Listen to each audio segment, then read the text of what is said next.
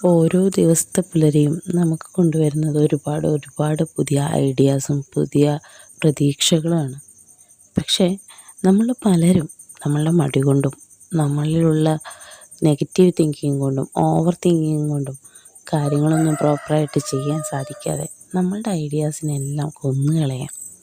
Dear friends, നിങ്ങൾക്ക് എന്തെങ്കിലുമൊക്കെ ideas ഉണ്ട്, നിങ്ങൾക്ക് എന്തെങ്കിലുമൊക്കെ സ്വപ്നങ്ങളുണ്ടെങ്കിൽ ഡെയിലി 1 മണിക്കൂർ 2 മണിക്കൂർ നിങ്ങൾ അതിനു വേണ്ടി ഒരു കഠിന പ്രയത്നം തന്നെ ചെയ്യുക.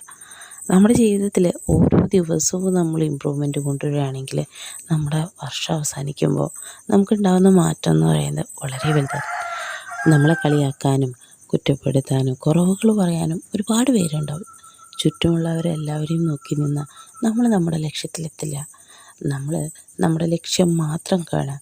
ബാക്കിയുള്ളവരൊക്കെ പറയണതും പോട്ടെ, അവർക്കൊന്നും വേറെ പണിയില്ല. പക്ഷെ നിങ്ങൾക്കുണ്ട്. നിങ്ങൾക്ക് നിങ്ങളുടെ ലക്ഷ്യത്തിലെത്തണം. നമുക്ക്